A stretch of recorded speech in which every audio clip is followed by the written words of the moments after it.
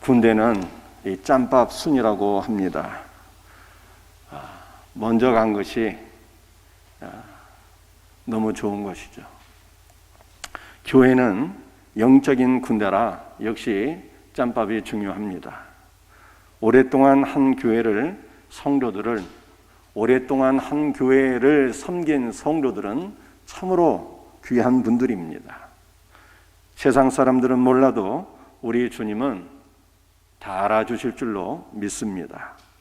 그러나 오늘 본문 말씀에 비추어 보면 신앙의 시간적인 연륜은 결코 중요한 것이 아님을 알 수 있습니다.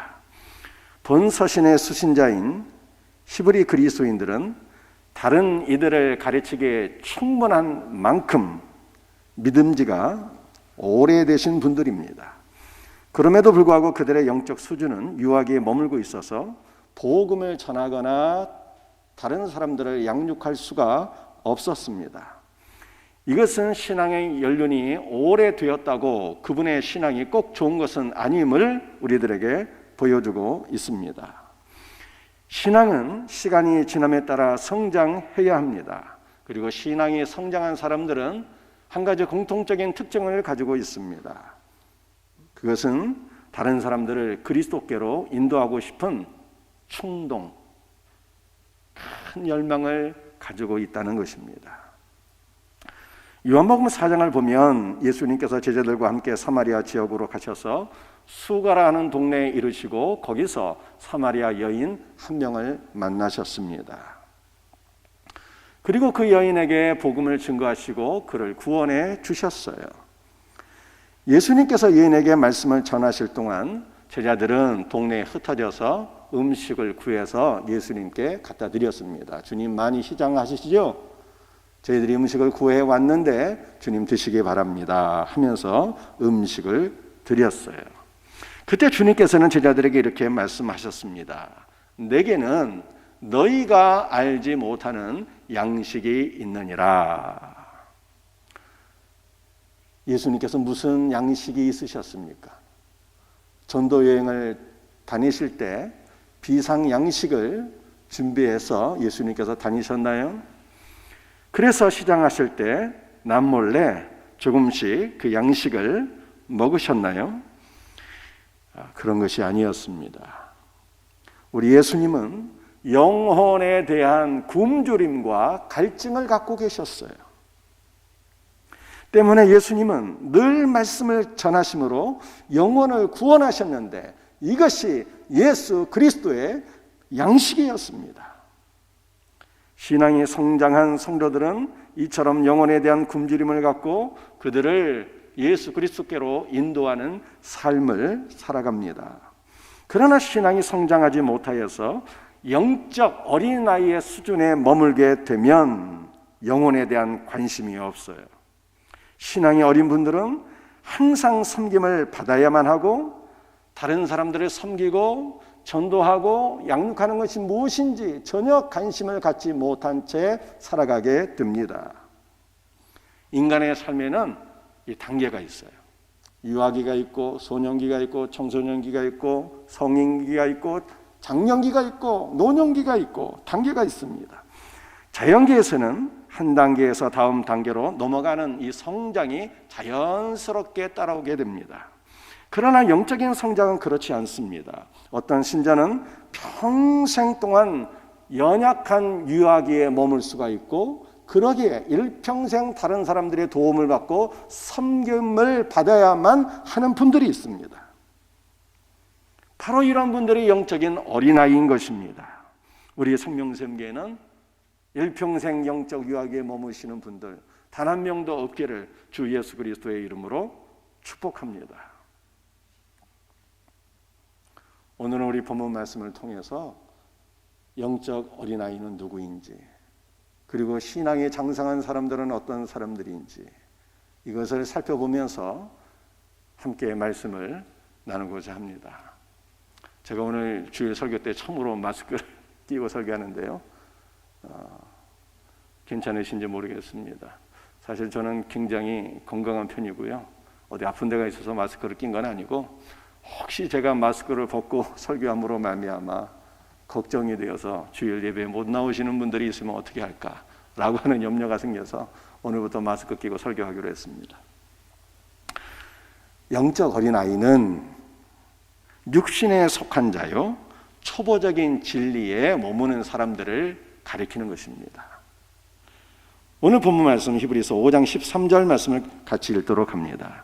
이는 젖을 먹는 자마다 어린아이니 의의 말씀을 경험하지 못한 자요.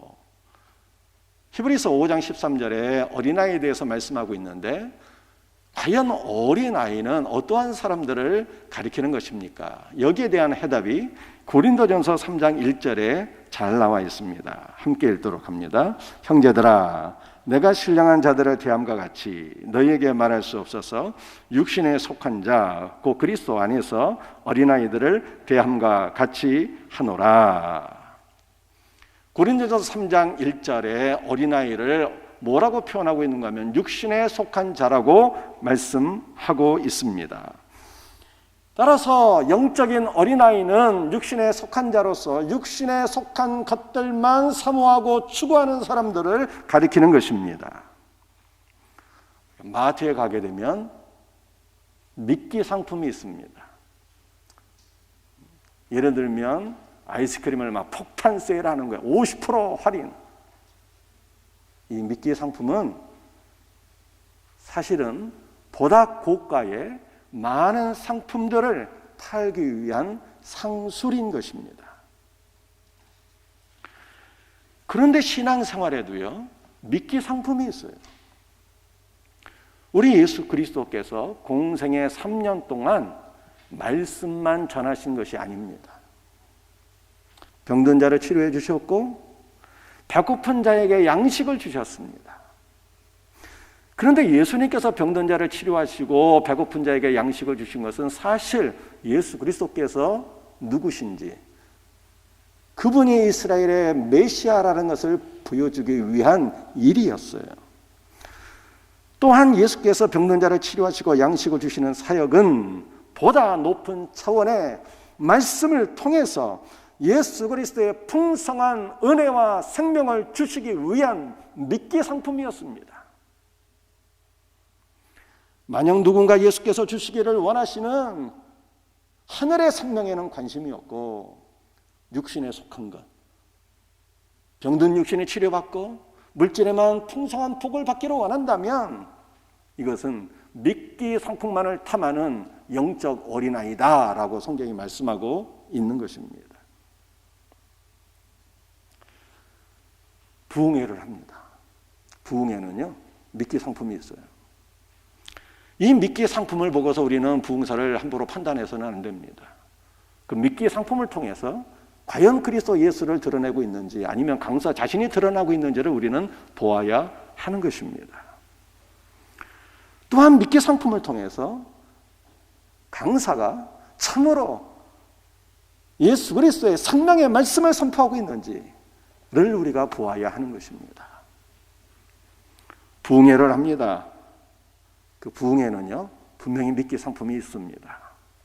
우리 성도들이 만약에 그 미끼 상품만을 탐하는 자가 된다면 이것이 영적 어린아이요, 우리 성도들은 미끼 상품이 아니라 그 미끼 상품을 통해서 선포되는 그리스도 예수의 풍성한 은혜와 생명을 취해야 하는 성장한 장성한 그리스도인이 될 수 있기를 바랍니다. 우리는 매주 말씀을 전하고 말씀을 듣고 있습니다. 생명의 말씀이 선포될 때 아멘으로 받아 먹어야 합니다. 생명의 말씀을 아멘으로 받아 먹게 될 때 우리 안에 그리스도 예수의 생명이 충만하게 됩니다. 하늘의 생명이 충만하게 되면 우리 하나님께서 육신의 생명도 주장하세요. 내 영혼이 잘된 같이 범사가 잘되고 강건할지어다 말씀하셨기 때문에 주님께서 우리에게 하늘의 생명으로 충만하게 하시면 우리의 육신의 생명도 주님께서 붙잡아 주시고 책임져 주실 것을 믿으시기를 바랍니다. 우리 주님께서 하늘의 생명으로 충만하게 하시면 우리는 그 은혜와 생명을 누리며 하나님 나라를 위해서 살아가게 됩니다. 그리고 하나님의 나라를 위해서 살아가는 자들에게 우리 주님은 필요한 물질도 맡겨주십니다. 때문에 우리 성도들은요, 육신의 것에 초점을 맞추는 삶이 아니라 하늘의 은혜와 생명을 사모하며 그것을 누리며 사는 성숙한 그리스도인이 되어야 할 것을 믿으시기를 바랍니다. 여러분들, 제가 지금 말씀드린 하늘 생명이라고 하는 것은 무엇입니까? 육신의 생명에 초점을 맞추지 말고 하늘의 생명에 초점을 맞추며 살아야 되는데, 하늘의 생명은 육신의 생명이 아닌 것입니다. 또 하늘의 생명은 단순히 영원히 사는 것이 아닌 것입니다. 지옥에서도 영원히 산다고 제가 말씀드렸어요. 그렇다면 하늘의 생명은 과연 무엇을 말씀하고 있는 것입니까? 성경에서 죽음이라고 하는 것은 분리를 의미하는 것입니다. 영혼과 육신의 분리가 육신의 죽음이 되는 것입니다. 영혼의 죽음은 무엇일까요? 생명이신 예수 그리스도와 분리되는 것이 바로 영혼의 죽음인 것입니다. 그렇다면 생명은 무엇입니까? 생명은 죽음과 반대가 되는 거예요. 생명이신 예수 그리스도와 분리된 것이 아니라 우리가 생명이신 예수 그리스도와 연합되어서 그리스도 예수 안으로 들어가서 그분 안에 있는 풍성한 은혜와 감춰진 신령한 복과 예수 그리스도 자신을 우리가 누리는 것이 바로 하늘의 생명을 누리는 것입니다. 사랑하는 성도들이요, 믿음이 연약한 자는 눈에 보이는 육신의 것만 탐하지만 믿음이 장성한 성도들은 예수 그리스도와 연합되어 그분 안으로 들어가 예수 그리스도 안에 감춰진 신령한 복을 누리는 거예요. 이와 같은 성도들이 다 되시기를 주 예수 그리스도의 이름으로 축복합니다.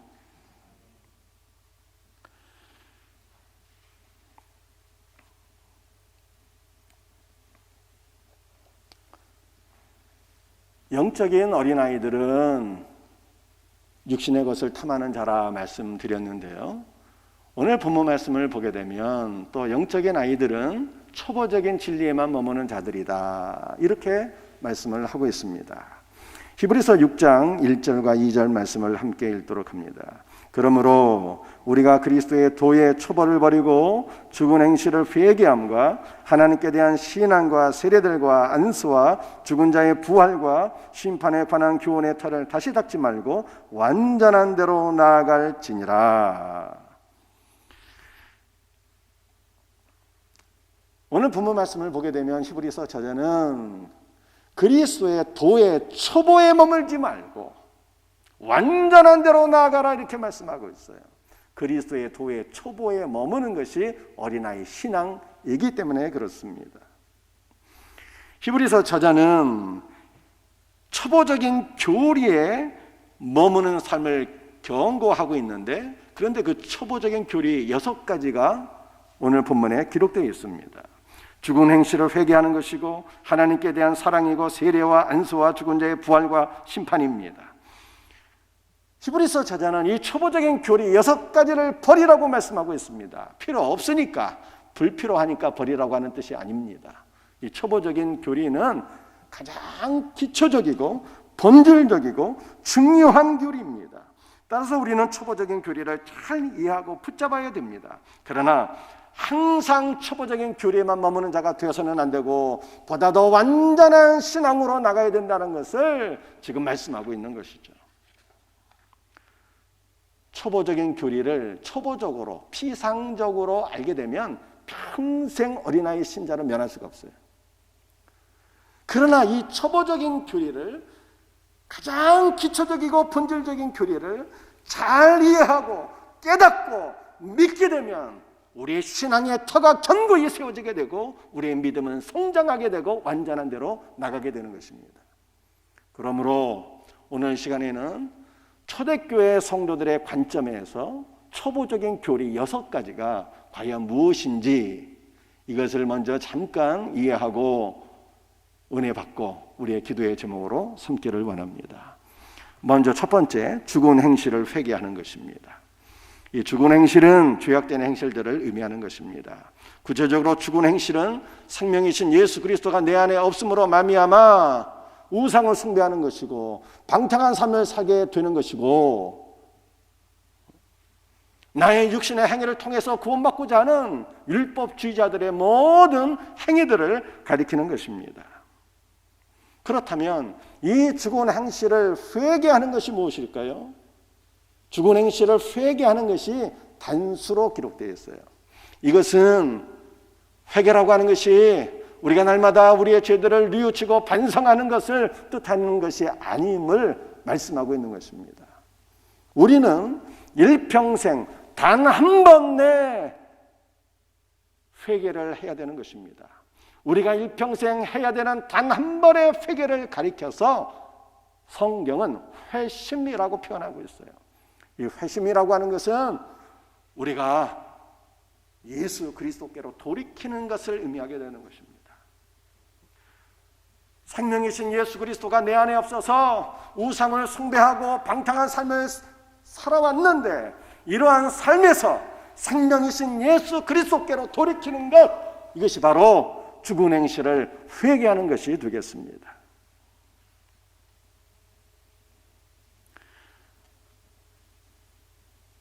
생명이신 주 예수 그리스도를 향하여서 우리가 돌이키는 것, 이것이 회개이며, 더 쉽게 말하면 예수 그리스도를 믿고 영접하는 것이 바로 회심인 것입니다. 생명의 주님을 믿고 영접하는 자는 죄악된 행실을 다 버리게 되어 있어요. 주 예수 그리스도를 믿어 그의 은혜와 생명이 우리 안에 강력하게 역사하게 되면 죽은 모든 행실을 다 버리는 것입니다. 바울이 에베소에서 2년 동안 하나님의 말씀을 강론하게 되었습니다. 그러자 소아시아에 있는 모든 사람들이 다 하나님의 말씀을 듣게 되었는데, 그 가운데 많은 사람들이 예수를 믿어 구원을 받게 되었습니다. 그리고 예수를 믿고 구원받은 이후에 이전에 의지하던 모든 죽은 행신들을 다 내버리게 되었어요.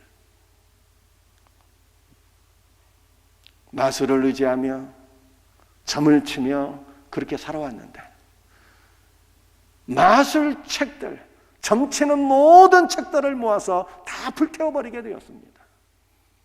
예수 그리스도를 믿어 하늘의 성령에 충만하게 되면 주 예수 그리스도의 은혜로 모든 귀신과 세상의 것들을 다 태워버리는 거예요.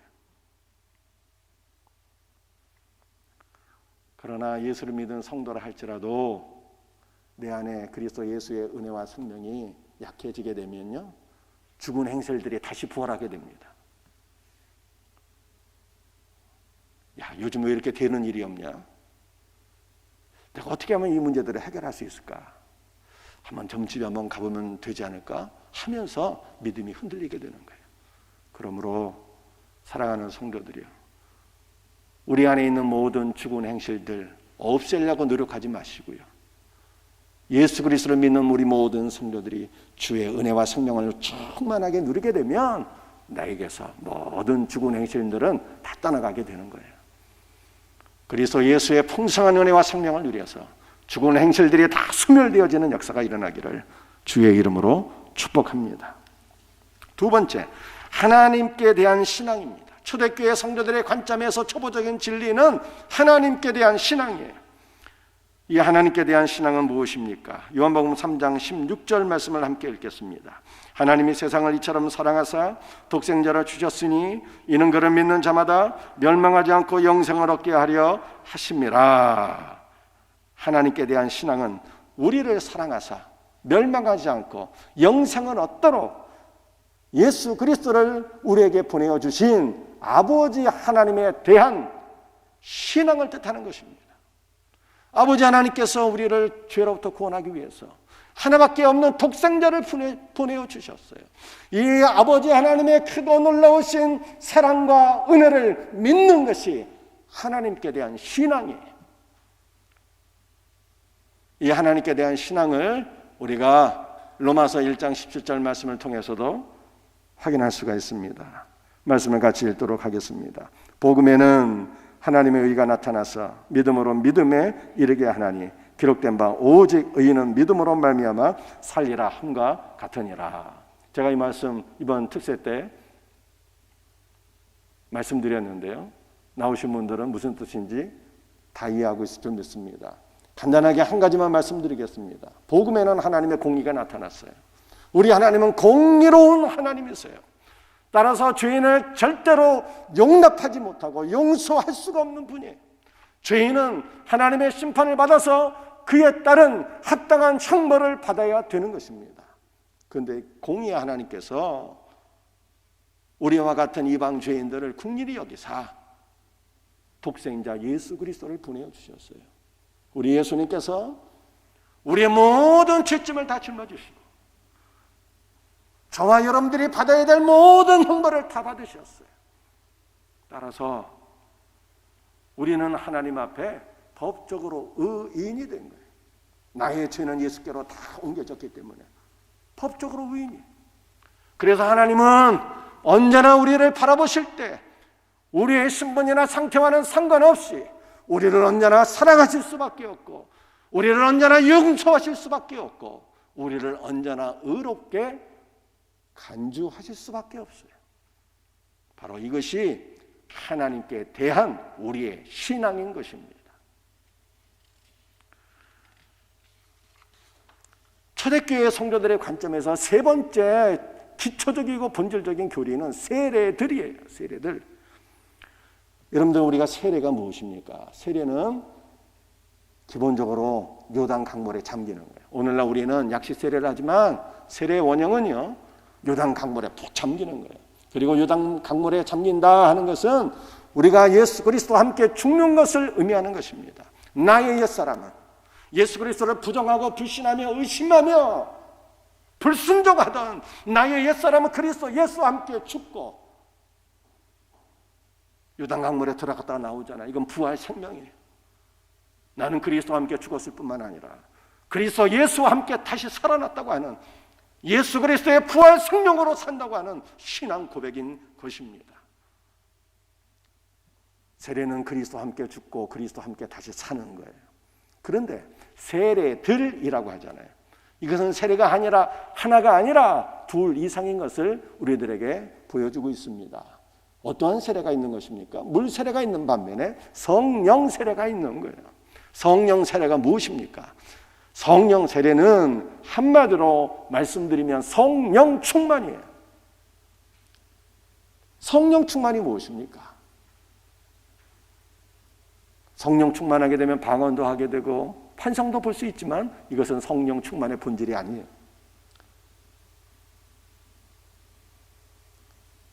성령 충만은 예수 충만인 것입니다. 성령은 그리스도의 영이기 때문에 그리스도 예수를 보여주고 그리스도 예수를 믿게 하고 그리스도 예수로 충만케 하시는 분, 그분이 성령이에요. 성령 세례는 성령 충만이요. 따라서 우리는 성령 세례를 받게 되면요, 예수 그리스도의 죽으심에 동참하게 되고 아예 예수 그리스도의 흘리신 피와 물에 우리가 푹 잠겨버리게 돼요. 예수 그리스도의 피는 우리의 죄를 사해 주시는 능력이에요. 단순히 우리의 죄를 사해 주시는 하나님의 능력일 뿐만 아니라 우리의 죄를 소멸시켜 주시고 죄로부터 우리를 지켜주시고 보호해 주시고 죄로부터 승리하게 하시는 주님의 능력, 그리스도 예수의 보혈인 것을 믿으시길 바랍니다. 성령 충만하게 되면요, 아예 그리스도 보혈에 잠겨버려요. 성령 충만하게 되면요, 그리스도의 보혈과 물에 잠기게 됩니다. 우리 주님께서 십자가에서 물과 피를 흘려주셨잖아요.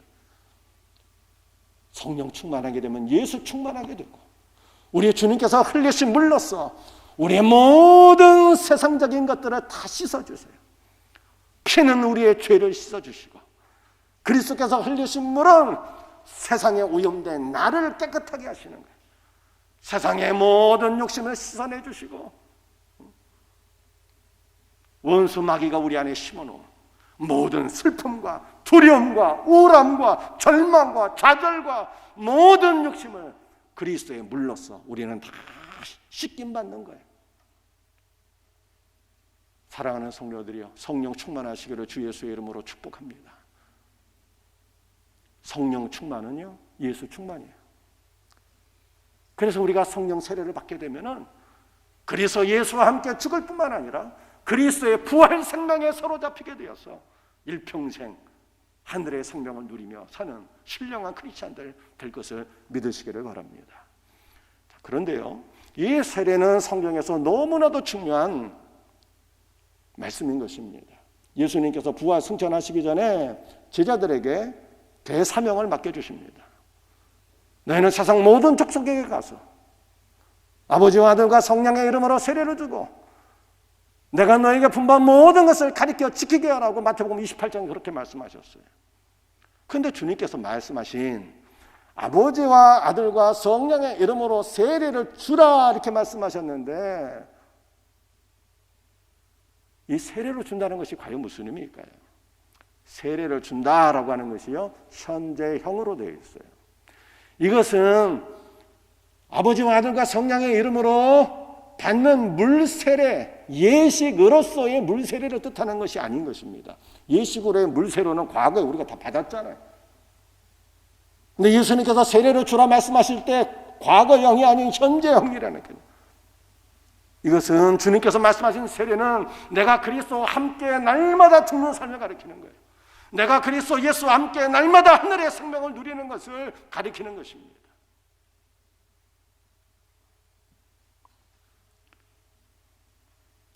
바울은 고린도전서 15장 31절에서 나는 날마다 죽노라 그렇게 고백했어요. 그리스도의 십자가는 영원한 현재입니다. 따라서 그리스도 예수와 연합된 우리도 날마다 죽는 것입니다. 그리고 이것은 역으로 말씀드리게 되면 그리스도 예수와 연합된 우리는 날마다 그분 안에 있는 부활 생명을 누리며 살아가는 것입니다. 이것이 주님이 말씀하신 세례예요. 세례. 날마다 그리스도 예수와 함께 죽고 날마다 그리스도 예수 안에서 부활 생명을 누리며 사는 것, 이것이 주님이 말씀하신 세례입니다. 그렇다면 우리는 어떻게 날마다 죽고 날마다 부활 생명으로 살아가는 것입니까? 믿음으로 여기는 거예요. 나는 그리스도 예수와 함께 죽고 나는 그리스도 예수와 함께 다시 살아났다고 하는 것을 믿음으로 여길 때 나 옛사람은 그리스도 예수와 함께 죽고 그리스도 예수의 생명으로 사는 이 놀라운 신령한 삶이 나의 삶에서 실제가 될 것을 믿으시기를 바랍니다. 또 하나 비밀은요, 성령 충만 받는 거예요. 성령으로 충만하게 될 때 예수 충만하게 되고 그리스도의 십자가가 나의 십자가가 되고 그리스도 예수와 함께 죽는 것이 나의 삶이 되고 그리스도 예수의 부활 생명으로 우리는 살아가는 여러분들 신령한 성도가 되는 것입니다. 성령 충만하셔야 돼요. 그렇다면 우리는 어떻게 성령 충만하는 것입니까? 기도하면 되는 거예요. 기도하면 바로 성령 충만하는 거예요. 성령 충만은 우리 주님의 소원이기 때문에 기도하는 자에게 하늘의 성령으로 우리를 채워주시고 그러므로 우리는 나의 사람이 그리스도 예수와 함께 죽고 그리스도 예수와 함께 날마다 살아가는 여러분들 복된 삶을 누리게 되는 거예요. 육신의 것을 위해서 기도하는 자가 아니라 성령 충만을 위해서 예수와 함께 죽고 예수와 함께 다시 사는 이 복된 삶을 위해서 기도하시고 이 복된 삶을 누리며 살아가는 우리 성도들이 되시기를 주의 이름으로 축복합니다. 이것이 성경이 말씀하고 있는 세례예요. 세례. 네 번째, 초대교회 성도들이 말씀하고 있는 기초적이고 본질적인 교리는 안수입니다. 안수. 안수는 은혜와 능력과 생명이 전달되는 통로인 것입니다. 구약시대에 죄를 사함받기 위해서 죄 지은 사람이 양 한 마리 끌고 성전으로 가게 됩니다. 그러면은 맨 먼저 하는 행위가 이 제물의 머리 위에 손을 얹고 안수하는 거예요. 그러면 나의 죄가 이 제물 위에 전가가 되어서 이 양이 나의 죄를 짊어지고 대신 죽게 되는 것입니다. 이게 바로 속죄제예요. 그러니까 안수는 전달이에요. 나의 죄가 전달되는 거예요. 죄가 전달될 뿐만 아니라 안수를 통해서 은혜와 생명도 신령한 축복도 전달이 되는 거예요. 야곱이 죽기 전에 요셉을 만나기를 간절히 소원했습니다. 그런데 우리 주님의 은혜는 얼마나 놀라운지 사랑하는 아들 요셉만 만나게 하셨을 뿐만 아니라 야곱이 두 손주를 만나게 되었어요. 요셉이 그 땅에서 장가를 들게 되었는데 두 아들을 낳게 되었습니다. 에브라임과 므낫세. 므낫세가 장남이고 에브라임이 차장이잖아요. 두 아들을 만나보고 죽기 전에 야곱이 그 두 아들을 위해서 손을 얹고 축복을 해주었어요. 안수는요, 복의 전달이에요. 복의 전달. 우리 양 강사님이 얼마 전에 소노에서 목사 안수 받았잖아요. 목사님이에요, 목사님. 근데 목사 안수식 때 안수를 하거든요. 사명을 잘 감당하는 주의 종이 될 수 있도록 은혜와 생명과 능력을 전달하는 거예요, 안수는. 그런데 오늘 본문에 보면은 세례와 안수잖아요. 그 세례 받는 사람들이 안수를 받는 거예요. 아버지와 아들과 성령의 이름으로 안수를 받는 것입니다. 안수 받게 될 때 그리스도의 죽음이 나의 죽음이 되고 그리스도의 생명이 나의 생명이 되는 그리스도 예수의 은혜와 생명 가운데 잠겨버리는 거예요.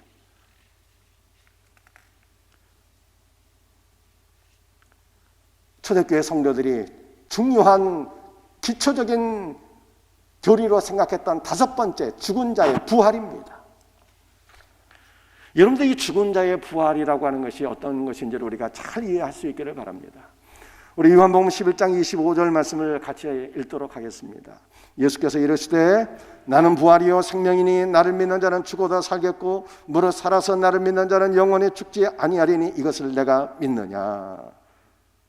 히브리서 6장에 기록된 부활, 요한복음 11장에 기록된 죽은 자의 부활은 몸의 부활을 가리키는 것이 아닙니다. 나사로가 예수님 만나서 부활했어요. 몸이 다시 살아났습니다. 그런데 얼마 살다가 또 죽었어요. 나사로는 지금 살아있지 않습니다. 잠깐 살았는데 다시 죽은 거예요. 그러니 몸의 부활이 무슨 의미가 그렇게 있겠습니까? 죽은 자의 부활도 죽은 자의 부활이라고 하는 것이 몸의 부활을 가리키는 것이 아니에요. 우리는 종말에 다 부활하게 됩니다. 예수께서 재림하실 때 몸이 부활하게 되고요. 또 죽은 자의 영이 예수 그리스도와 함께 재림하게 되어서 영과 몸이 다시 재결합해서 우리는 신령한 몸으로 부활하게 되는 거예요. 그런데 히브리서 6장에 말씀하고 있는 죽은 자의 부활을 요한복음 11장에 말씀하고 있는 부활은요, 종말에 있게 될 그 부활을 가리키는 것이 아닙니다. 예수님께서 마르다에게 말씀하셨어요. 마르다야, 내 오라비가 살아나리라. 예수님, 내 오라비가 마지막 날에는, 종말에는 그가 다시 부활하게 될 것을 제가 믿습니다. 야, 나는 지금 종말에 있게 될 그 부활 얘기하는 거 아니야. 나는 부활이요 생명이 나를 믿는 자는 죽어도 살겠고 무릇 살아서 나를 믿는 자는 영원히 죽지 아니하리니 이것을 내가 믿느냐? 라고 주께서 말씀하셨어요. 이게 무슨 뜻입니까? 믿는 것이 현재예요. 현재 나를 믿는 자는 죽어도 살겠고 살아서 나를 믿는 자는 영원히 죽지 아니한다. 나를 믿는 것도 현재요, 나를 믿는 자가 다시 살아나는 것도 현재예요. 여러분들, 우리는 부활을 생각하게 될 때 흔히 죽고 난 이후에 부활을 생각하잖아요. 그것이 아닌 것입니다. 믿는 것도 현재요, 다시 살아나는 것도 현재예요. 뭐가 도대체 다시 살아나는 것입니까? 우리의 영이 다시 살아나는 거예요. 생명의 신 그리스도를 믿어서 생명의 신 그리스도 예수와 우리가 연합되어서 그분 안에 들어가 그분의 모든 은혜와 신령한 복들을 누리게 될 때 우리의 영이 다시 부활하게 되는 것이죠. 죽은 자의 부활은 지금 현재 우리가 그리스도 예수의 은혜와 생명을 누리며 살아가야 된다는 뜻입니다. 이와 같은 은혜가 있기를 예수 그리스도의 이름으로 축복합니다. 여섯 번째, 초보적인 교리 여섯 번째, 영원한 심판이에요. 히브리서 9장 27절 말씀을 같이 읽도록 하겠습니다. 한 번 죽는 것은 사람에게 정해진 것이요 그 후에는 심판이 있으리니. 많은 불신자들이 죽으면 끝나는 줄 알아요. 어리석은 생각입니다. 성경은 한 번 죽는 것은 하나님께서 사람에게 법으로 정해놓으신 것이기 때문에 절대로 바꿀 수가 없어요. 그런데 죽음 이후에는 하나님의 심판이 있나니, 심판이라고 하는 것이 무엇입니까? 하나님의 판단이 있다는 거예요. 하나님의 판단을 따라서 어떤 사람은 영생으로, 어떤 사람은 영벌로 돌아가게 되는데 하나님의 판단 기준은 딱 하나예요. 우리 안에 아들이 있는지 없는지. 아들이 있는 자는 영생으로, 아들이 없는 자는 영벌로 돌아가게 되는 것입니다. 초대교회는요, 이 6가지 초보적인 도를 믿었어요. 죽은 행실을 회개하는 것, 하나님께 대한 신앙, 세례의 안수, 죽은 자의 부활, 그리고 심판입니다. 이 6가지 초보적인 교리가 기독교의 중요한 초석이 되는 것입니다. 이것을 잘 깨닫고 믿게 될 때 우리의 믿음이 견고해지는 거예요. 이와 같은 은혜가 있기를 주 예수의 이름으로 축복합니다. 그런데 여기에 머물면 안 된다는 거예요. 두 번째는 보다 완전한 신앙으로 나아가라고 설명하고 있습니다. 히브리서 6장 1절과 2절 말씀을 다 같이 함께 읽도록 합니다. 그러므로 우리가 그리스도 도의 초보를 버리고 죽은 행실을 회개함과 하나님께 대한 신앙과 세례들과 안수와 죽은 자의 부활과 심판에 관한 교훈의 털을 다시 닦지 말고 완전한 대로 나아갈지니라. 6가지가 중요하지만 계속 터만 닦고 있으면 어떻게 할 거예요? 초보적인 신앙에만 계속 머물지 말고 보다 더 완전한 대로 나아갈지라, 이렇게 말씀하고 있습니다. 여러분도 완전한 대로 나가는 것은 수동태로 되어 있어요. 내 힘과 노력으로 되는 것이 아니에요. 주님의 은혜로 우리의 믿음이 견고해지며 보다 더 완전한 대로 나갈 수가 있는 것입니다. 자, 그렇다면 구체적으로 완전한 대로 나간다라고 하는 것은 무엇을 의미하는 것입니까? 성도는 이 6가지 초보적인 교리로서 신앙의 터전을 잘 닦아야 돼요. 6가지 교리로 닦아야 될 우리 신앙의 견고한 터는 바로 예수 그리스도입니다. 신앙의 터가 예수 그리스도예요. 바울이 고린도전서 3장 11절에서 이것을 말씀하고 있습니다. 이 닦아둔 것 외에 능히 다른 터를 닦아둘 자가 없으니 이 터는 곧 예수 그리스도라. 6가지 도로 우리의 신앙의 터가 닦아지게 되는데 이것은 예수 그리스도라, 이렇게 말씀하고 있어요. 여러분들, 예수 그리스도가 무슨 뜻일까요? 한문으로 야소, 기독이라고 했어요. 야소가 예수란 말이고 기독은 그리스도를 뜻하는 거예요. 그런데 이 기독이라는 것을 한자로 풀이하게 되면 터기 있잖아요. 터기. 독자가 살필 독자예요. 그래서 내 신앙이 예수 그리스도 터 위에 바르게 세워졌는지 살피는 것이 기독교다 라고 하는 것을 의미하는 것입니다.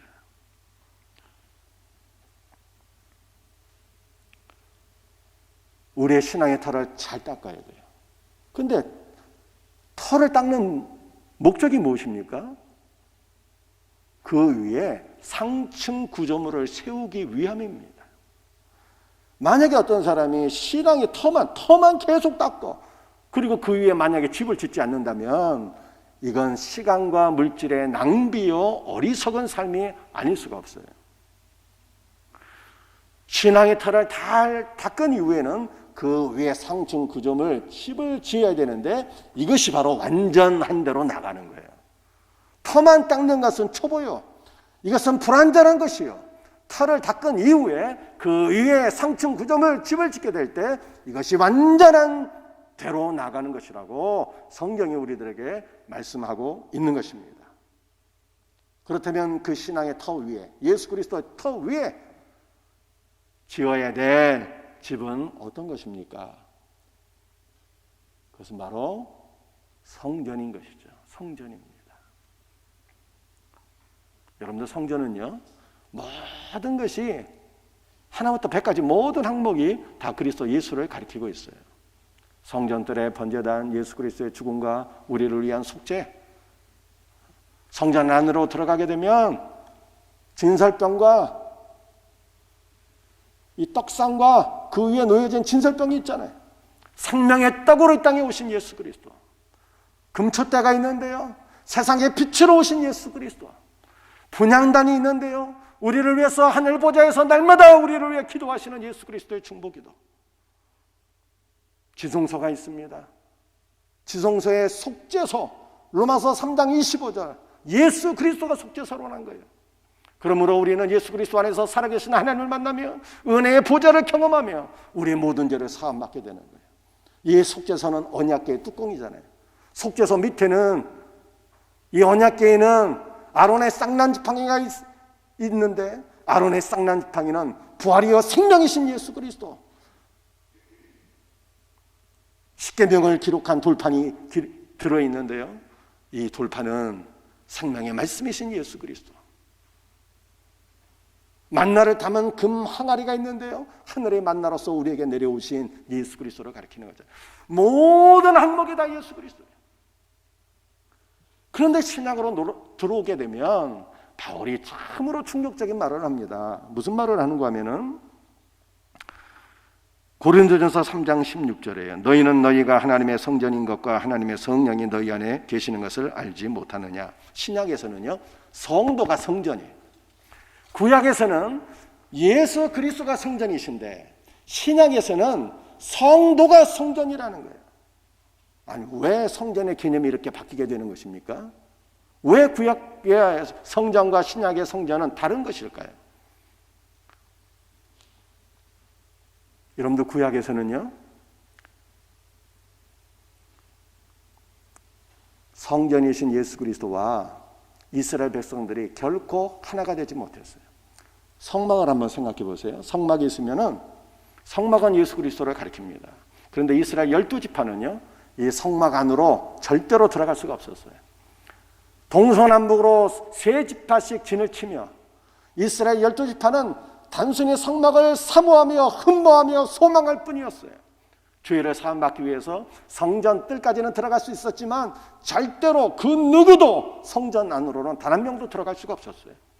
성전과 이스라엘 백성들은 언제나 분리가 되어 있었어요. 그리고 성전은 예수 그리스도만 성전이에요. 그런데 신약에서는 바로 우리가 성전이라고 그러잖아요. 왜 이렇게 되었을까요? 그것은 성전이신 예수 그리스도께서 우리 안에 들어와 버리셨기 때문에 그래요. 예수 그리스도께서 성령 안에서 우리에게 들어오셨기 때문에, 우리 안으로 임재하셨기 때문에 참된 성전이신 예수 그리스도를 모신 우리 성도가 성전이 된 거예요. 성전이.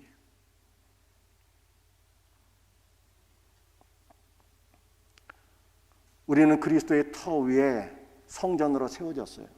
그러나 아주 불완전한 부족한 성전이기 때문에 더욱더 온전한 성전으로 우리가 세워져야 됩니다. 어떻게 우리가 온전한 성전으로 세워질 수 있는 것입니까? 고린도는 전서 3장 12절에서 바울이 이렇게 교훈하고 있습니다. 만일 누구든지 금이나 은이나 보석이나 나무나 풀이나 집으로 그 터 위에 세우면, 예수 그리스도 터 위에 성전을 세워야 되는데, 이제는 우리가 성전이며 우리가 온전한 성전으로 세워지기 위해서는 건축 재료가 필요한데 6가지 건축 재료를 소개하고 있습니다. 이 6가지가 크게는 2가지로 나뉘어지게 되는 거예요. 하나는 금과 은과 보석입니다. 이건 변함이 없는 재료예요. 두 번째는 나무와 풀과 지푸라기입니다. 이건 늘 변하고 없어지는 재료인 것입니다. 금과 은과 보석은요, 없어지지 아니하는 영원한 생명의 말씀, 예수 그리스도의 말씀을 가리키는 거예요. 우리는 예수 그리스도의 말씀을 통해서 우리가 주 예수 그리스도의 온전한 성전으로 지어져 가는 거예요. 나무와 풀과 지푸라기는요, 그냥 불타버리는 것이잖아요. 이것은 육적인 것. 인간의 노력으로는 우리가 성전으로 세워질 수가 없어요. 세상의 물질로도 성전이 세워질 수가 없어요. 눈에 보이는 빌딩은 돈만 있으면 얼마든지 세우지만, 우리가 성전으로 되는 것은 돈으로 되는 것도 아니고 인간의 노력으로 되는 것도 아니고 오직 그리스도의 말씀으로 성전이 되어지는 거예요.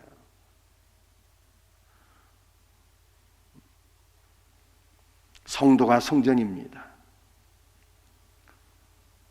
우리는 그리스도의 말씀으로 성전으로 세워지게 됩니다. 그렇다면 이제 세상은 누구를 통해서 성전이신 예수 그리스도를 만날 수 있습니까? 바로 성전된 우리를 통해서 세상은 그리스도를 만나는 거예요. 성전된 성도를 통해서 우리 주님은 영광을 받으시고요, 성전된 성도 안에서 주님은 살아 역사하시고요, 성전된 성도를 통해서 은혜와 생명을 공급하셔서 세상을 구원하시기를 기뻐하시는 것입니다. 사랑하는 성도들이요, 우리는 주님께 영광을 돌리기 위해서 애쓸 필요가 없어요. 누군가를 변화시키기 위해서 애쓸 필요가 없습니다. 우리가 정말로 사모해야 될 것은 우리가 그리스도의 성전으로 세워지는 거예요. 우리가 그리스도의 성전으로 세워지게 될 때 주님은 우리를 통해서 영광 받으십니다. 우리가 그리스도의 성전으로 세워지게 될 때 참된 성전이신 예수께서 내 안에 역사하셔서 나를 통하여 은혜와 생명을 공급하시고 세상을 구원해 나가시는 거예요. 그러므로 우리 모든 성도들이 초보에만 매달리지 말고 6가지 기초적인 교리를 통해서 신앙의 터전을 세웠으면 이제는 참되고 온전한 성전으로 세워져서 주님 앞에 쓰임받는 복된 성도들 다 되시기를 주 예수 그리스도의 이름으로 축복합니다. 그런데 오늘 본문에서 신앙의 터를 닦고 그 위에 성전을 세워야 되는데 그 성전은 바로 우리이며, 그런데 우리가 성전으로 세워진다라고 하는 것은요, 멜기세덱의 반차를 따라 이 땅에 오신 대제사장 예수 그리스도의 사역과 깊은 연관이 있는 거예요. 아론의 반차를 따른 대제사장들은요, 제사를 드릴 때 소와 양으로 제사를 드립니다. 그런데 멜기세덱의 반차를 따라서 이 땅에 오신 대제사장 예수 그리스도는 자신의 몸과 피로서 제사를 드리는 거예요.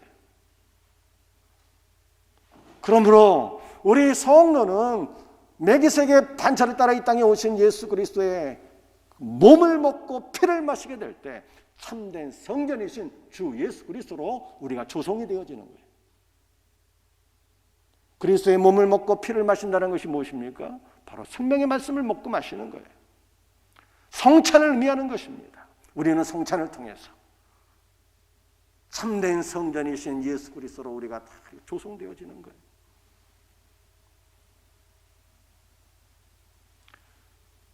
오늘 마지막 성경 구절입니다.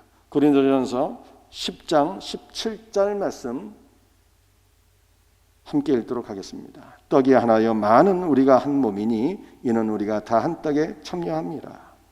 우리는 숫자가 많지만 한 떡이신 그리스도의 몸과 피에 참여함으로 한 몸을 이룬다고 하는 뜻입니다. 여러분들 이것은 무슨 뜻인가 하면은 이미 우리는 참된 성전이신 예수 그리스도를 믿고 영접함으로 말미암아 성전이 되었어요. 저도 성전이고 우리 집사님들 성도님들 한 명 한 명이 다 그리스도 예수의 성전이에요. 그런데 우리는 한 떡이신 그리스도의 몸에 참여함으로 우리 모두가 우주적인 하나의 성전으로 지어지게 된다는 뜻이에요. 바로 이것이 요한계시록 21장에 말씀하고 있는 거룩한 새 예루살렘인 것입니다. 그리고 우리의 구원의 완성이에요. 우리 모든 성도들이, 이 땅에 있는 모든 크리스찬들이 그리스도의 몸과 피에 동참함으로 하나의 우주적인 성전으로 지어지는 것, 이것이 하나님의 뜻인 것입니다. 여러분들 이 놀라운 은혜를 우리가 어떻게 누릴 수가 있을까요? 그래서 함께 모여야 돼요. 함께 모여서 생명의 말씀으로 거룩한 성전으로 지어지는 거예요. 함께 모여서 그리스도의 몸과 피에 동참함으로 말미암아 우리 모든 성도들이 다 하나의 성전, 우주적인 성전으로 지어지게 되는 것입니다. 이것이 바로 완전한 대로 나가는 거예요. 여러분들 우리가 함께 모이기 위해서는요,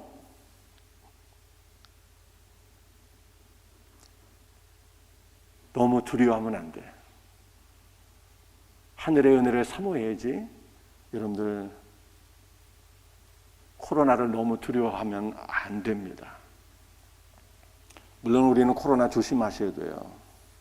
조심해야 되지만 결코 두려워하면 안 돼요.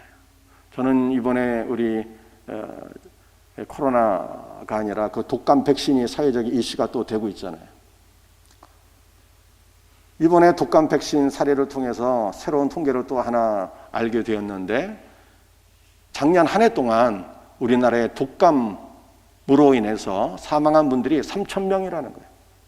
그중 1,500명은 백신 맞다가 일주일 안에 사망한 분들이고 3,000명이 독감으로 인해서 사망했다고 정 본부장이, 지금은 질병청장이시죠, 그분이 직접 발표를 했어요. 그래서 제가 한 해 도대체 독감 환자는 몇 명이나 될까 이렇게 보니까 우리나라에 하나의 독감 환자들이 200만 명이라는 것입니다. 200만 명이 걸리는 무서운 질병이에요. 그중에 3,000명이 걸리는 무서운 질병이에요. 그럼에도 불구하고 우리는 이제까지 독감을 그렇게 두려워하며 살지 않았어요. 그런데 코로나는 도대체 무슨 역사가 있어서 이렇게 두려워하고 있는 것인지 모르겠어요. 조심해야죠. 잘 방어해야 됩니다. 잘 대비해야 돼요. 그러나 두려워하면 안 되는 거예요. 오히려 우리는 하늘의 생명을 사모하며 그리스도 예수의 은혜를 소망하며 힘써 모여서 생명의 말씀을 통해서 그리스도 예수의 성전으로 지어져 가기를 간절히 사모해야 되는 것입니다. 이와 같은 은혜가 있기를 주 예수 그리스도의 이름으로 축복합니다.